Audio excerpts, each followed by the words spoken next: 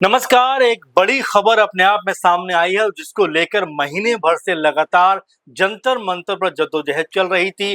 सोनम वांगचुक 26 दिन से भूख हड़ताल पे थे, लेकिन अब जो खबर आ रही है वो अपने आप में बड़ी खबर कही जा सकती है, क्योंकि अब तक सरकार की तरफ से जो रुख था वो ऐसा लगता था कि जो सीजेपी है या जो विपक्षी दल लगातार प्रदर्शन कर रहे हैं, आंदोलन कर रहे हैं, उनकी सरकार नहीं सुनेगी और धर्मेंद्र प्रधान जो शिक्षा मंत्री हैं अपने पद से इस्तीफा नहीं देंगे। लेकिन अब अपने आप में ये खबर कंफर्म होती हुई दिखाई पड़ रही है कि शिक्षा मंत्री धर्मेंद्र प्रधान ने अपने पद से इस्तीफा दे दिया है। बकायदा सोशल मीडिया पर एक लंबा चौड़ा जो है एक पोस्ट लिखा है और तमाम पहलुओं को मद्देनजर रखते हुए उन्होंने कहा कि अब मैं अपने पद से इस्तीफा दे रहा हूं। यहाँ पर वो कहते हैं कि साथियों, मैं पिछले 4 दशकों से अधिक समय से छात्र, शिक्षक और शिक्षा सुधार के लिए समर्पित हूं। मेरा सदैव ये विश्वास रहा है कि एक सशक्त, समावेशी और दूरदर्शी शिक्षा जो व्यवस्था की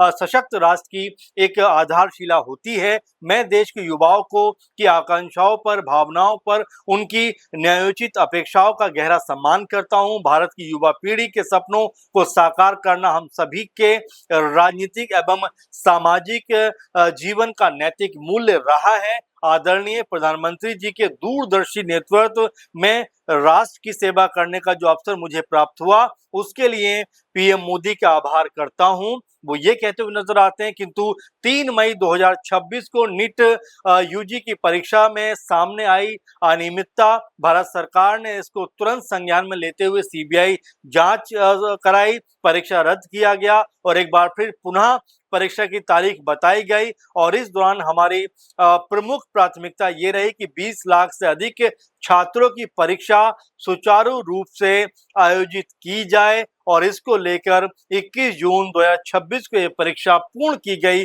पहले दिन ही सरकार पहले दिन से ही इस पर मैंने जिम्मेदारी ली और इस परिस्थितियों से कभी मुंह नहीं मोड़ा। ये संकल्प था कि हम किसी भी मेधावी छात्र की संभावना परीक्षा माफियाओं के कारण खराब नहीं होने देंगे, किसी भी छात्र के साथ अन्याय नहीं होने देंगे। 16 जुलाई को घोषित नीट यूजी के परिणाम संतोषजनक रहे, जिसमें गरीब पृष्ठभूमि से आए कई मेधावी छात्रों को सफलता मिली, परंतु इस दौरान भी कई छात्रों को गुमराह करने के लिए जिम्मेदार पदों पर बैठे व्यक्तियों ने बाधा डालने का प्रयास किया, जिससे मन अत्यंत जो है व्यथित हुआ है। और साथ में वो कहते हैं, मैं सदैव हमारे प्रजातंत्र की शक्ति में अटूट भरोसा करता हूं और युवाओं की आकांक्षाओं, सपनों और अपेक्षाओं का गहरा सम्मान भी करता हूं। वे केवल भारत का भविष्य ही नहीं बल्कि नए और विकसित भारत के वाहक, निर्माता और भविष्य के शिल्पकार हैं।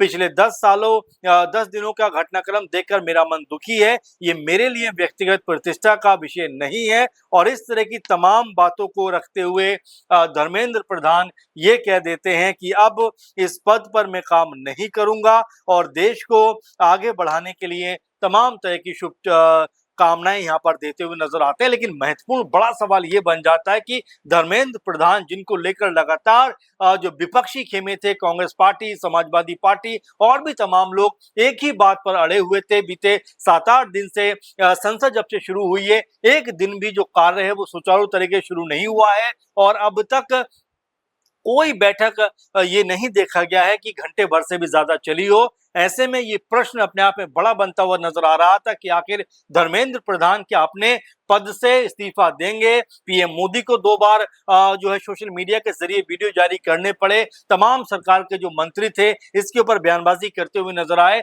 जेपी नड्डा और जितेंद्र सिंह जो केंद्रीय मंत्री हैं वो भी लगातार सीजेपी के नेताओं के साथ बातचीत करते रहे। सोनम वांगचुक का उन्होंने अनशन खत्म कराया। एक तरीके से कहा जा सकता है कि सरकार ने 20 जुलाई के बाद में लगातार इस मुद्दे के ऊपर कहीं ना कहीं अपना रुख स्पष्ट किया कि वो बातचीत के लिए तैयार हैं। और उसके बाद भी जब सोनम वांगचुक अपना अनशन खत्म कर देते हैं और तभी भी अभिजीत दीप के जंतर मंतर पर डटे रहते हैं, कहते हैं जब तक धर्मेंद्र प्रधान जो शिक्षा मंत्री हैं अपने पद से इस्तीफा नहीं देंगे तब तक हमारा जो विरोध है, जो प्रदर्शन है, जो आंदोलन है वो खत्म नहीं होगा। और अभी भी देखा गया, कल भी बातचीत हुई और आज ये अपने आप में बड़ी खबर है कि धर्मेंद्र प्रधान ने यहाँ अपने पद को छोड़ दिया है। उन्होंने कहा कि पद जो है मेरे लिए कोई ऐसा नहीं है कि मैं उसी पे जो हमेशा बैठा रहूंगा, बल्कि मैं ये चाहता हूं कि देश का अटूट भरोसा बना रहे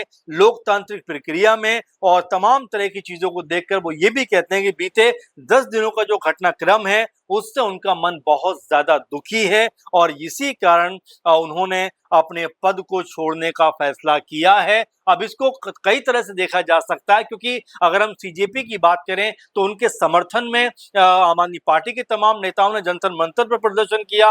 वहीं कांग्रेस पार्टी समेत समाजवादी पार्टी वो एक अलग अपना आंदोलन करते हुए दिखाई पड़े और दोनों की जो लड़ाई थी वो अलग अलग दिखाई पड़ी, क्योंकि सोनम वांगचुक की पत्नी गीतांजलि ने भी ये बात कही कि जिस तरह से कांग्रेस पार्टी और सपा ने प्रदर्शन किया है, आंदोलन किया है, उससे उनकी ईमानदारी में उनको शक होता है। यानी कि अपने आप में ये आंदोलन अलग अलग मोड़ लेता हुआ दिखाई पड़ा और ऐसे में सरकार के ऊपर दबाव इसलिए बढ़ा कि जंतर मंतर पर छात्र बैठे थे, दीपक जो अभिजीत दीप के वो बैठे थे। वहीं संसद के अंदर जो विपक्षी दल हैं वो लगातार सरकार के खिलाफ आवाज बुलंद करते हुए दिखाई पड़ रहे थे। लेकिन कुल मिलाकर अपने आप में एक बड़ी खबर, एक बड़ी कह सकते हैं अपने आप में अपडेट की। धर्मेंद्र प्रधान जो अब तक खामोश थे, कोई बड़ी बयानबाजी नहीं कर रहे थे, अब एक लंबा चौड़ा जो है अपना एक सोशल मीडिया पर पोस्ट करने के बाद अपने पद को यहाँ पर छोड़ने की बात कह देते हैं। अब सबसे बड़ा प्रश्न ये खड़ा हो जाता है कि धर्मेंद्र प्रधान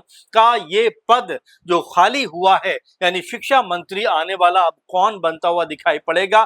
कई नामों पे लगातार चर्चा थी, कई नामों पे विचार विमर्श किया जा रहा था, या कई नामों को लेकर जो है सोशल मीडिया पे लोग बातें करते हुए नजर आ रहे थे। और इसमें एक बड़ा नाम राघव चड्ढा का भी उभरा, जो कुछ दिनों पहले ही आम आदमी पार्टी छोड़कर बीजेपी में शामिल हुए हैं। तो क्या वो भी रेस में दिखाई पड़ेंगे? और जिस तरह से उनका अब तक रुख रहा है, क्योंकि इस पूरे आंदोलन पे कोई बड़ी बयानबाजी राघव चड्ढा की तरफ से नहीं की गई है। अब ऐसे में चूंकि अच्छे लिखे पढ़े वो नेता हैं, तो क्या बीजेपी उनको ही अब जो है शिक्षा मंत्री बनाने की तरफ कदम बढ़ाएगी? ये सब संभावनाएं लगाई जा रही हैं। और साथ में ये भी कहा जाता है कि जिस तरह से स्मृति ईरानी भी एक समय इस पद पर रही और मजबूती से काम किया, उनको लेकर भी तमाम तरह की लोग जो है बातें करते हुए नजर आ रहे हैं कि क्या उनकी वापसी हो जाएगी। तो फिलहाल अभी अटकलों का बाजार बहुत ज्यादा गर्म दिखाई पड़ता है, बहुत ज्यादा इसको लेकर बातचीत हो रही है। लेकिन मिला जुला कर देखा जाए तो अपने आप में ये मुद्दा काफी ज्यादा कह सकते हैं बड़ा बनता हुआ दिखाई पड़ रहा था। जंतर मंतर से लेकर तमाम देश के अलग अलग स्थानों पर लोग प्रदर्शन कर रहे थे, छात्र प्रदर्शन कर रहे थे, और जिस तरह जंतर मंतर पर पुलिस और छात्रों के बीच में झड़प देखी गई थी, उसको लेकर भी बहुत सारे लोगों ने अपनी अपनी प्रतिक्रिया रखी कि भाई इस तरह का माहौल नहीं बनना चाहिए। तो यहाँ पर जो छात्र लगातार विरोध कर रहे थे, लगातार सरकार से लड़ रहे थे, लगातार अपनी मांगों को मजबूत कर रहे थे, अब यहाँ पर उनकी मांगों को मान लिया गया है, क्योंकि 3 मांगे जो सोनम वांगचुक ने रखी उनकी मांगों को माना गया। और एक मांग जो रह रही थी, जिसमें धर्मेंद्र प्रधान के इस्तीफे की बात थी, अब वो भी पूरी होती हुई दिखाई पड़ रही है। अब ऐसे में सत्ता पक्ष और विपक्ष क्या आने वाले सोमवार से संसद को सुचारू रूप से चलाते हुए दिखाई पड़ेंगे, या अभी भी गतिरोध की स्थिति बनी रहेगी? तमाम तरह के सवाल हैं। लेकिन फिलहाल अभी एक ही बात इस समय मीडिया, सोशल मीडिया और तमाम जगह जो है जिसके ऊपर चर्चा हो रही है,